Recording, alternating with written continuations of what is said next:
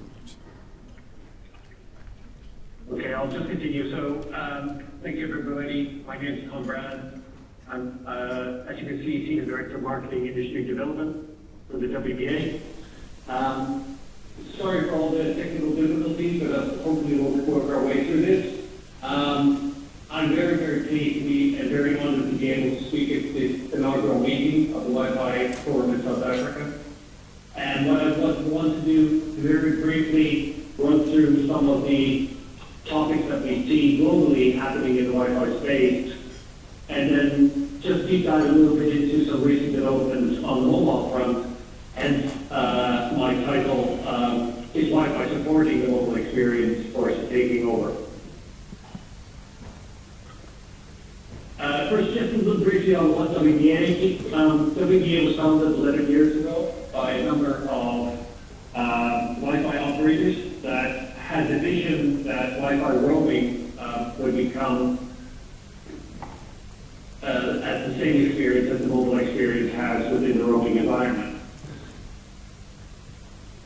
But from there on, we've developed a lot of roaming agreements, enhancements, looked at how we can expedite roaming implementation, but obviously we've looked much further than that in over the past 11 years, and focused also on aspects like what are the requirements for carrier Wi-Fi, what can we do to facilitate mobile offloading, and also looked at aspects, for instance, like carrier Wi-Fi and community Wi-Fi.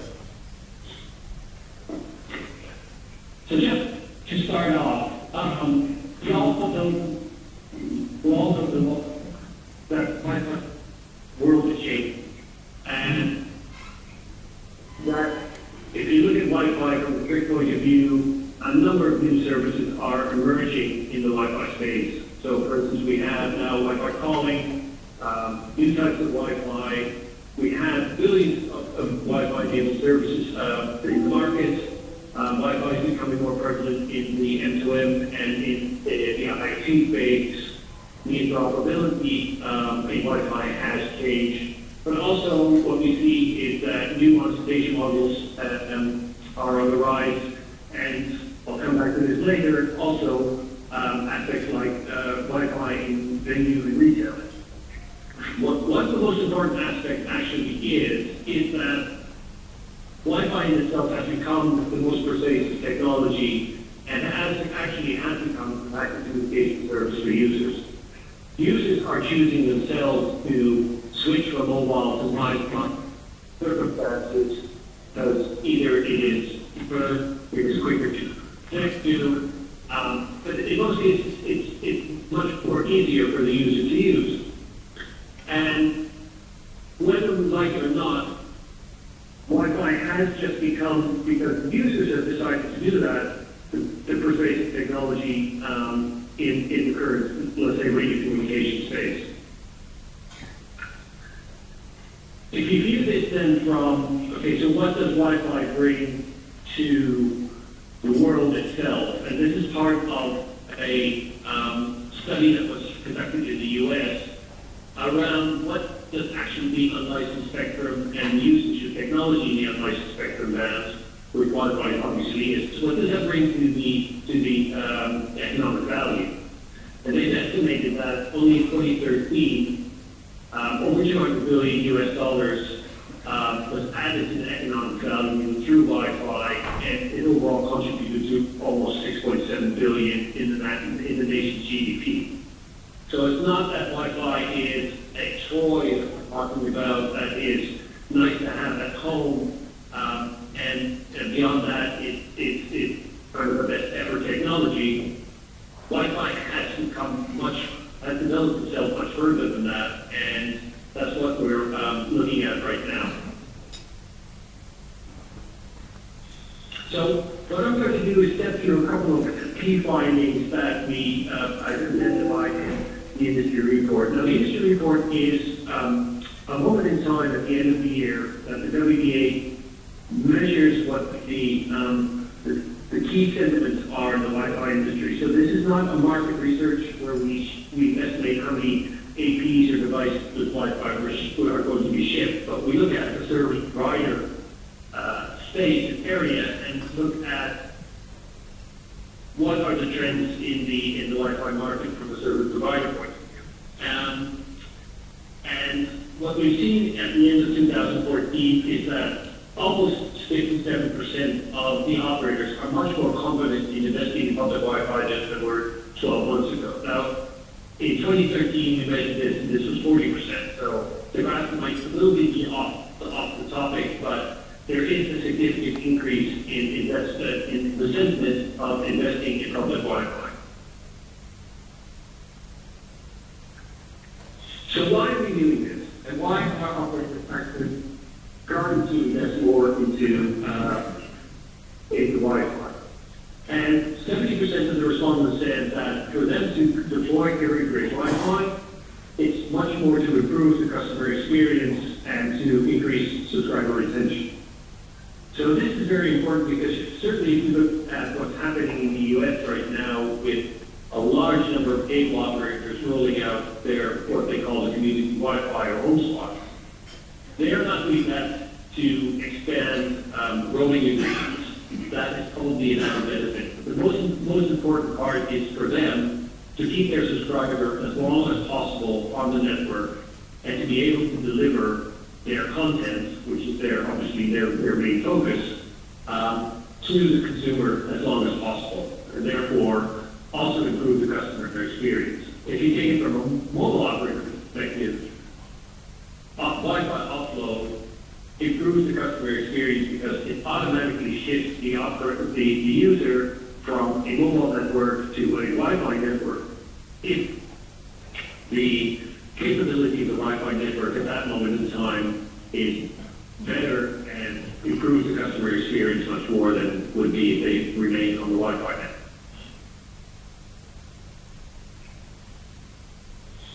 So when I started out, when I said WBA heritage was very much in the roaming space, we also measured what the importance of roaming was. And for a couple of years, it seemed that Wi-Fi roaming was more or less declining in terms of the revenue and the importance. At the moment, it actually has gone up considerably. From 2013, from 30% of the operators having roaming agreements, now to over 50% of the operators having roaming agreements. This is something that we've also seen in one of our programs, where we help operators to set up roaming agreements and to measure the capabilities within their network. Operators that have participated in that program, and this is called the Interoperability and Compliance Program, those operators have seen a significant rise in the number of roaming agreements that they have been able to establish. But not only that, they've also seen a significant rise in the usage of roaming agreements. To a certain extent, almost to 70% more usage over on the roaming deals than they've seen before when they set up their previous roaming agreements. Just to let you know, so as you probably know, Mobile World Congress was held in Barcelona last week, and the WBA and DSMA, who organized the Mobile World Congress, actually set up a roaming network in the Fiera where the Congress is held. And with 35 mobile operators, we were in the period of 1 month able to set up roaming agreements between the Fiera network and those mobile operators so that the users of the mobile operators did not have to log on to the network every time they wanted to connect. But through their mobile operator contract, were able to automatically roam onto the Wi-Fi network and get connected. So this is not something that we're talking about that is far off and a future vision. This is actually happening. This is being established. And moreover, 50% of the mobile operators that participated in this trial actually don't have Wi-Fi access themselves. So this was a pure mobile operator to Wi-Fi operator roaming agreement where the operator itself might not have Wi-Fi access in its own network. So, one of the things that we also mentioned is what are the different part of the relationship strategy we have. And it's also key to see that the users, when they look at Wi-Fi, it's almost like there's an expectation Wi-Fi is always going to be for free.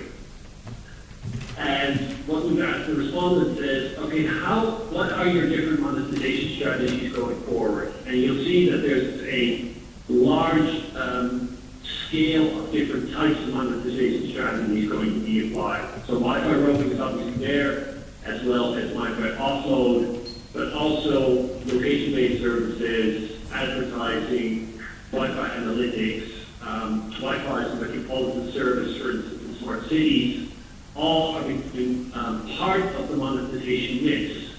And you probably see one that is obviously missing, and that is paid access.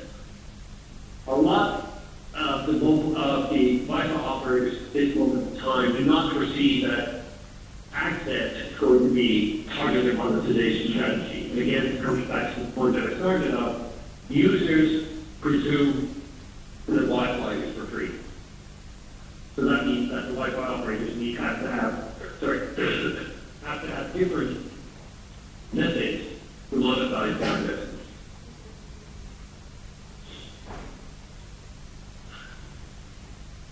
So the key growth that you look at right now, so we all know that the Wi-Fi hotspots are on the rise, and many people are starting to invest in developing a hotspot.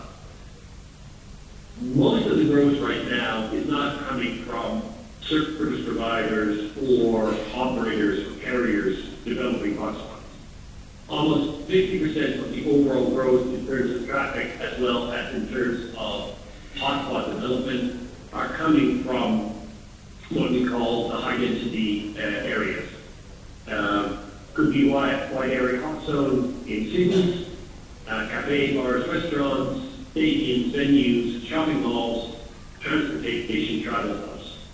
And this is very interesting because this almost kind of assumes that we are entering an era where we are already moving towards a new type of carrier, which is not a traditional mobile or fixed line carrier, but where the venue itself is becoming a carrier and is developing, well, in the future will develop roaming agreements to connect traditional carrier users with networks.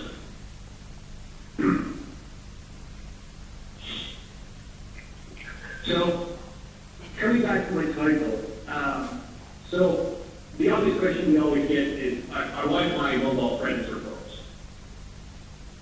And to illustrate what we wanted to look at, we looked at the cost of a gigabyte in a mobile network, and then featured the different versions of mixing different technologies together and looking at what the impact is going to be on the cost of the network.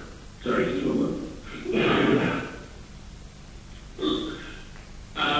So you can see in the graph that if a mobile operator has only a 3G network, but this is our average cost, obviously, on a global scale, and they will differ presumably per country, per region, but 3G only on average will cost about $22 per gigabyte in the network.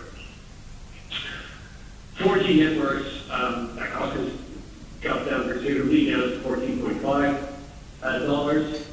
If you mix 4G and Wi-Fi, again, this is a reduction down to $12.50. But if you do a mix of 4G, Wi-Fi, and 12 cells, the actual cost of the network drops down to $8.40.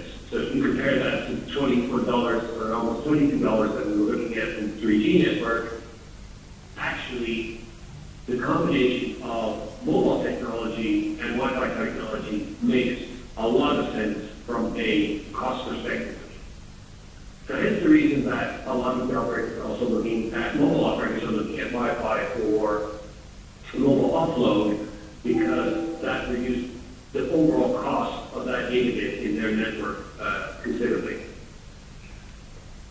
But that said, and I think that probably this is not a quote from me, this is a quote from one of the analysts that we work with, is that While Wi-Fi can augment cellular coverage, it might be able to substitute it in certain locations and scenarios, but we need to accept the fact that two technologies are fundamentally different, and it's not replacing one, it's not an either-or discussion, it's something that we can do together to make both scenarios and both technologies work.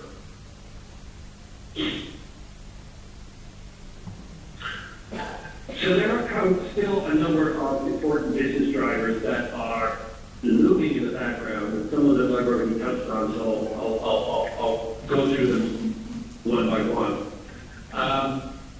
If you look at the forecasts right now regarding data demand and how that will grow in the future, it's apparent that neither mobile nor Wi-Fi on their own, and actually put fixed wire and cable lines into that mix as well. None of them on their own will be able to cope with future data demand.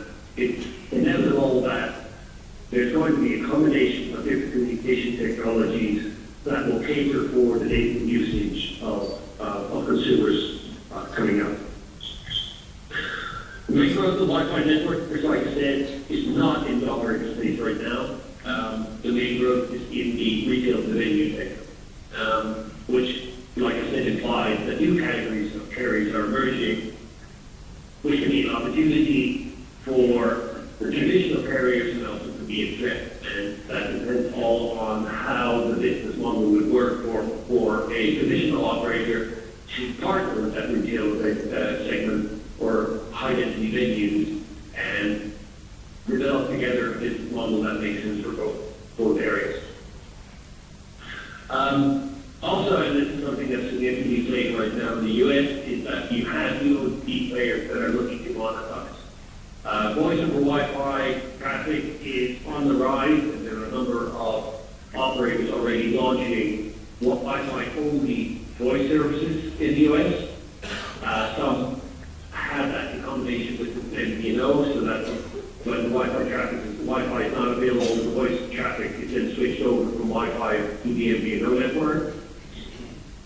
But again, Cisco has made a very interesting point that if you look at the combination of voice over Wi-Fi versus voice over LTE, voice over Wi-Fi traffic will surpass voice over LTE traffic by 2017.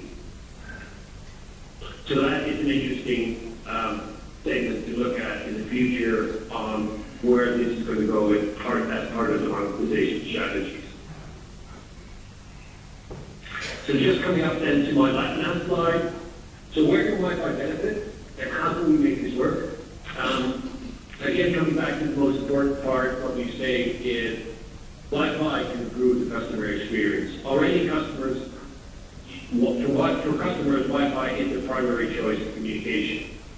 And in some cases, the handover from one technology to another technology, from one network to another network, still too cumbersome. And together, I think we can work on making that customer experience much more seamless, much more secure, and also much more enjoyable.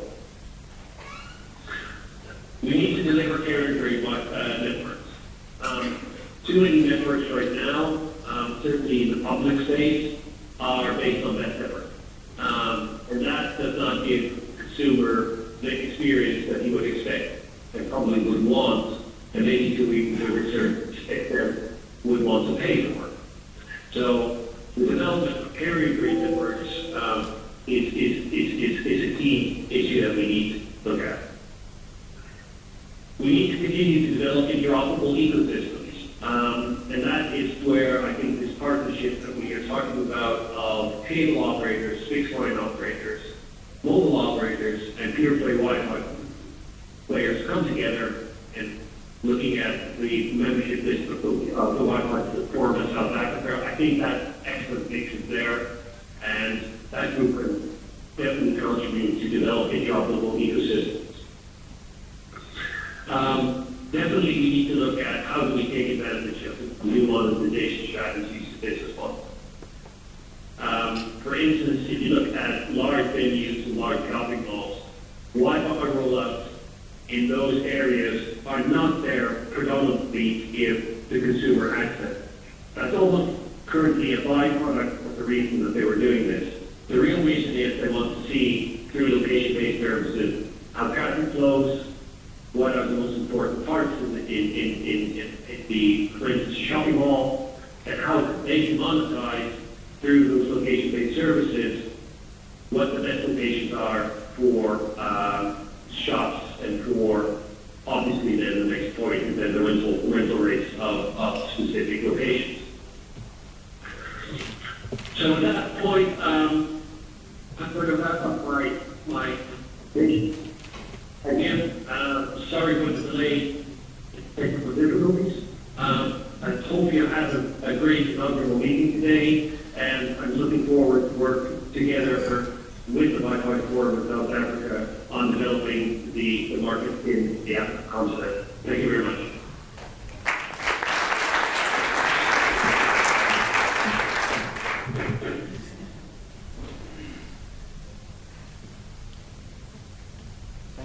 Thank you, Tom. I'm not sure you can hear us. We just didn't want to play with the mute and unmute buttons. But thank you, Tom, for that. We'll log off with you. I noticed that the presentation wasn't fully visible at some points. Apologies for that. And some people have already asked about this.